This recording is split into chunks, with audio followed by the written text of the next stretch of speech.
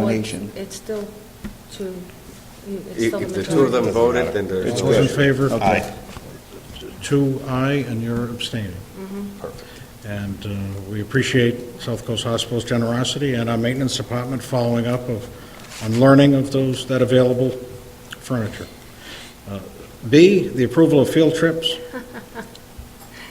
Right. Should be Roger Williams. Robert, Roger Williams. Oh, yes. little-known brother. This is a little It's a smaller zoo. You're going to a good Quaker. different zoo, by the way. First grade, going out of state on June 10th. I'll make that motion. Second. Those in favor? Aye. That is unanimous. C, approval of field trip, Westport Middle School, grades 6 and 8 to the IMAX Theater, Providence, Rhode Island, on May 27th. So moved. Second? All those in favor? Aye. That's unanimous. The ayes have it. D, action agenda. What do we have to vote on? School choice. School choice, every year you have to vote yea or nay on school choice before June. So I figured we'd bring it up. I did have the principals give me an idea if they felt that there was the possibility of having school choice at any one grade level. I think we're all a little scared of what the potential liability would be if we end up picking up children with some more involved needs that don't quite match the amount of money that we would get from the state for allowing anybody from out of the system to come in. Right now, I believe it's about $5,000 per student. So depending on if they have no needs, then great, but we have no guarantee that students applying for school choice would do that. There'd be very, very few places we would even considered, but Is the high school available? the high school, let's just say our experience was that at least one student was more expensive than what we were bringing in the last time we did this. We don't have yet the numbers for next year in terms of classes themselves. Could you? Yes, maybe. You had another question? No, I just want, through the chair, I was going to just make a statement, but Mr. Bernard can go ahead. I just wanted to know, how late into this current fiscal year can we, if we decided to put this off, could we do that? If you don't take any action, then you become a school choice. Well, I'm not asking that. I'm asking, can we vote on this next meeting, for example, or a meeting in June? No, Has you have by to June do it 1st. before June. Before June, okay. If you take a look at our numbers, 11th grade going into 12th grade next year is a smaller class. If you take a look at some of the other ones coming up in the middle school, I wouldn't consider it. You do have a small first going into second, K going into first next year. And again, at that grade, maybe grade 5 going into 6. Those are the only grades that I would consider, but like I said, you're only bringing in $5,000 a child, but the expense of having to hire additional staff to deal with some of the needs that are potential, because you can't control who comes in, could eat up that amount rather quickly. Second question or comment? Through the chair. Am I allowed to ask a question of Mrs. Tudelo through the That's chair? why they're here. Okay. Your opinion on, in the past, you've been the principal there for a while, has school choice worked in the school for you guys? I mean, have you had, what's your opinion on it? Without getting into specifics. Yes. For the 5 years that I've been here, I've found it to be a much needier population, which quite frankly is going to drain on the resources of the high school. Okay, thank you for your honesty on that.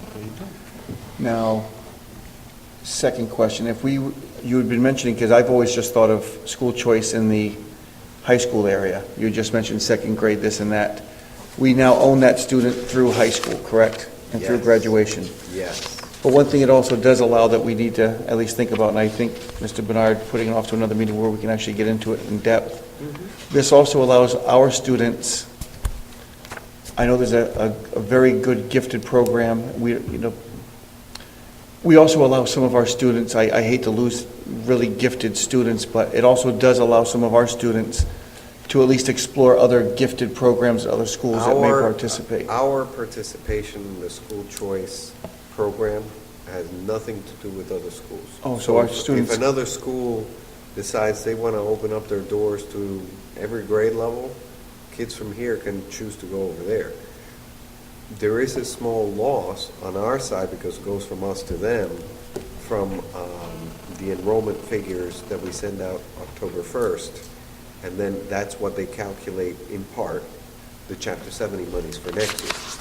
So Okay. there is a small loss if we lose many students to school choice, just like they will see a small gain over there.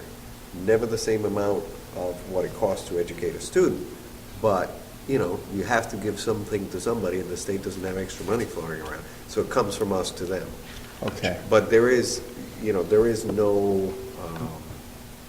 no mechanism for us to stop a student who wants to go somewhere else that have opened the doors through school choice from keeping them from going.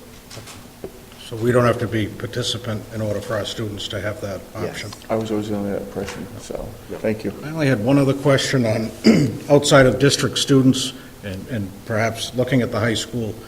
Do we have within our teacher or administrative contracts where children of faculty and staff can enroll in Westport schools? If you're talking about from out of district, Correct. somebody who lives in wherever, no, there is no mechanism for that, other than if a parent wanted to pay tuition, which would be the per pupil cost, yes, they could. Okay, But I don't know too many parents who have opted to do that. okay. But there is a mechanism for that. There is another mechanism to allow students from other districts to come here, and that is through a contractual agreement with that other district. For example, as we put together the special ed classes, if we have room in one or two of them, we can let neighboring districts know that we have space available, and we, at that point, can determine what the cost is, like how much does it cost for the teacher, for the room, for the this, the that, the other things. And if they want to agree to that, they don't have a program, we have a program, we can do that. We've done that with a couple of other systems, Swansea, for example. We sent a student there for a while, and, you know, it was a lot cheaper than sending them to a private residential or private day school. I was thinking about some of our AP classes. They seem to be somewhat small, 9, 12 students in an AP class, so there's seats available. So we could contract with neighboring districts if they wanted, if the reputation of our AP science classes was something that students wanted to come to Westport for.